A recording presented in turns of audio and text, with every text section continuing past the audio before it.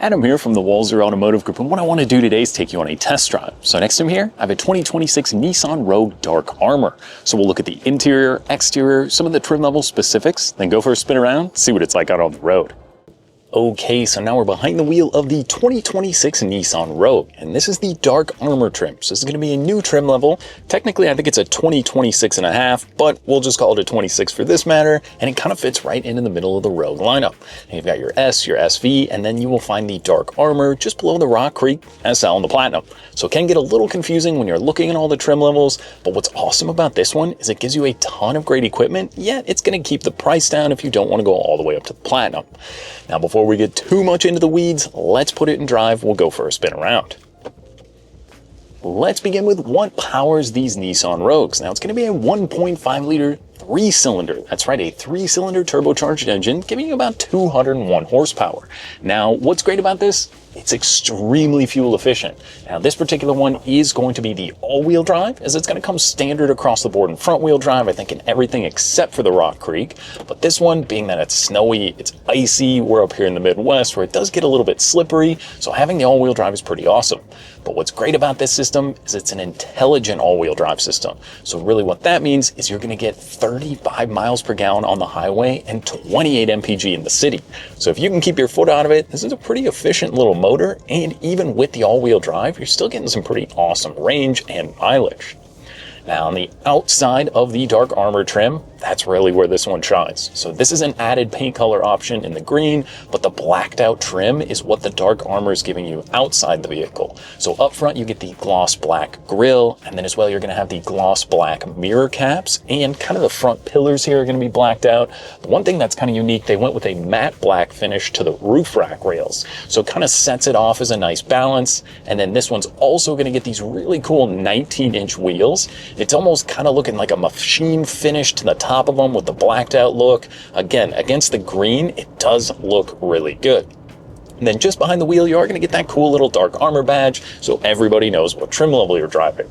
Then if we look at the rear of the vehicle, those emblems are going to be blacked out. So you're getting the theme here. Basically, it's going to be a Nissan Rogue with a bunch of blacked out trim on the outside, but then it's kind of comparable to the SV trim level when you're looking at the Nissan Rogue. One thing that I really love, again, being that we're up here in the Midwest, this adds heated seats for the driver and the passenger, and you also get the leatherette wrapped heated steering wheel. So that is a great feature. If that's something you haven't had before, it is definitely something that's hard to give up and really can change your mind when it's only about 15 degrees outside. Plus, this vehicle does come with a remote start as standard. So you can fire the vehicle up like I did this morning, have it run, warm up nicely for you, melt the windows off. Just a great little feature to have.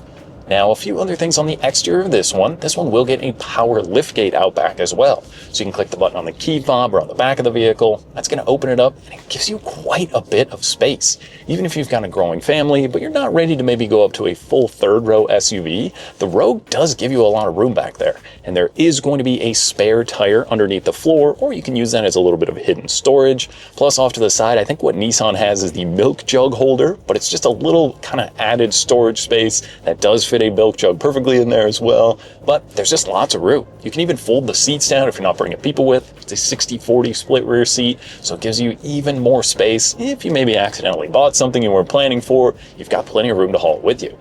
Now into the second row of this vehicle, like I said, if you've got the family with you, it's surprising how much room you do get. Where I sit and drive, I'm a little over 6 feet tall. I didn't have to move the seat around too much. I still had headroom and legroom. But one cool thing back there is the full panoramic sunroof. So the Dark Armor also adds the pano roof up here, especially with the black interior. It really does open it up, kind of lightens everything up in here. And if you got the kids in the back, they'll be happy, which is pretty nice. But it's just one of those cool little added features to this trim level. Now, a few other things in the rear here. There is going to be vents, whether it's for the kids or maybe for the dogs. And then you've also got USB-C charging back there. So if the kids are out of the car seats, getting a little bit older, everybody can keep their devices charged up as you've got charging in the back and up here in the front. Now, if the kids are still pretty young and they're in the car seats, one thing that's kind of a weird little cool feature in here is the rear doors open up at pretty much a full 90-degree angle. So if you've loaded the kids into the car seats, you know, it can be a little bit of a struggle sometimes, or even if you're just putting something into the vehicle, having the door swing perfectly open is amazing. It just makes it easy to load everything up, or if you're grabbing stuff in and out of the vehicle, that is pretty cool. Now, something to note, the material in here is called the Primatex. So it's kind of like a leatherette or mock leather material, but it does wear really nicely over time. Nissan's had it for a while now. If the kids are spilling stuff in the back, you need to clean it up. They're making a mess. It cleans really nicely. It wears really well, and it's also really comfortable. That's something Nissan always does right. The seats are always so comfortable in these vehicles, and these are no different. So from the driver's seat here, like I said, I've got the heated seat. I had to actually turn it down this morning. So it was a little chilly. I think it was only about 25 degrees, but when you have the third level of the heated seat on, it gets pretty toasty. So turning that down and then paired, like I said, again with the remote start and the heated steering wheel is so nice. Now, I did pair my phone up because we've got Apple CarPlay as well. You can do Android Auto in this vehicle. You can just do Bluetooth streaming as well if you don't want it. The home screen menu, there's not a whole lot going on. You can customize the home screen if you want to, but really, they probably figured most people are going to be using CarPlay or the Android Auto. It's pretty sweet. Keeping your phone charged up from the USB-C cord is really nice. And then you've got text messaging, Google Maps, Spotify. It's all built into there. Makes it so easy to not be messing with your phone. And there's even a little storage cubby down there for your phone, which is really cool. Then underneath, because this is a shift-by-wire system, there's a huge storage cubby. Whether you're putting your purse down there or anything else you want to store out of sight, there's lots of little cubbies and storage areas in here. Just makes it really simple for day-to-day life. Then you do get a nice armrest here, so that's got a nice little storage area. I mean, there's just lots of room for all the stuff it always seems like we're bringing with us when we're on the road. Now, speaking of being on the road, what about the ride and drive?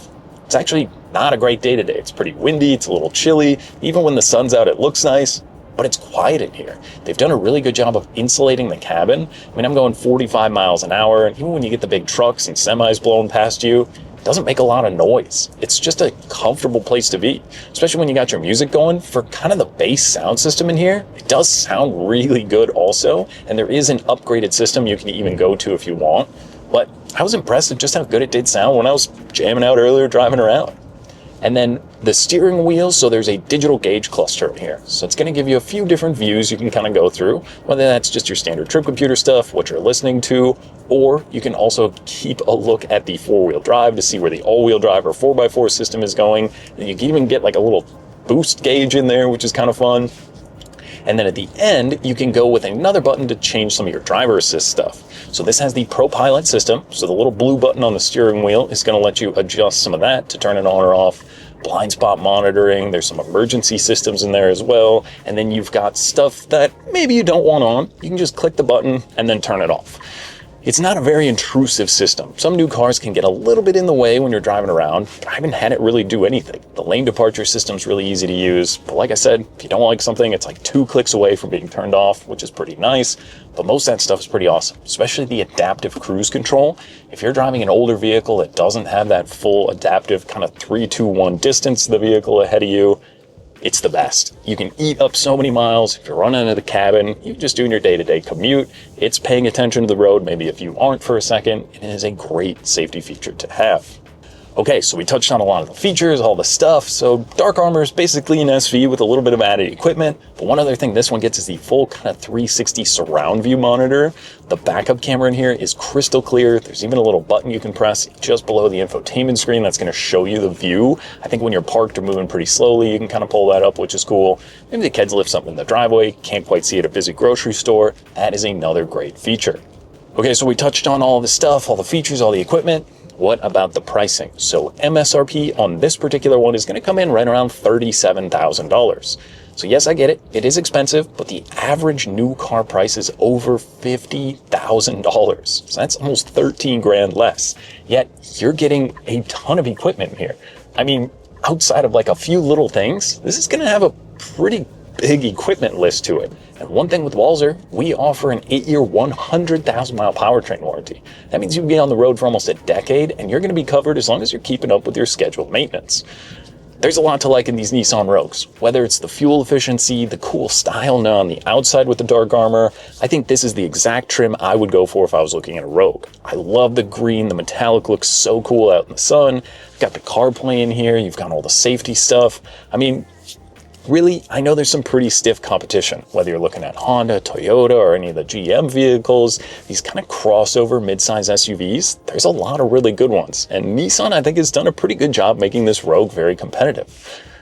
There's just enough here where if you're in an older vehicle and you're looking for something a little bit nicer, a little bit more reliable, I think the way to go is get out. Take one for a spin, compare it back to back, open the power liftgate, go through everything. I think the Nissan Rogue might just be one you're going to want to spend some time behind the wheel of. Get it out, take it for a spin, and see what you think. Now that was just a quick look at the 26 Nissan Rogue. Now if you have any other questions or you'd like to schedule a test drive, you can visit us online at walser.com or stop by any one of our Nissan locations. We'd be more than happy to help. Thanks again for watching.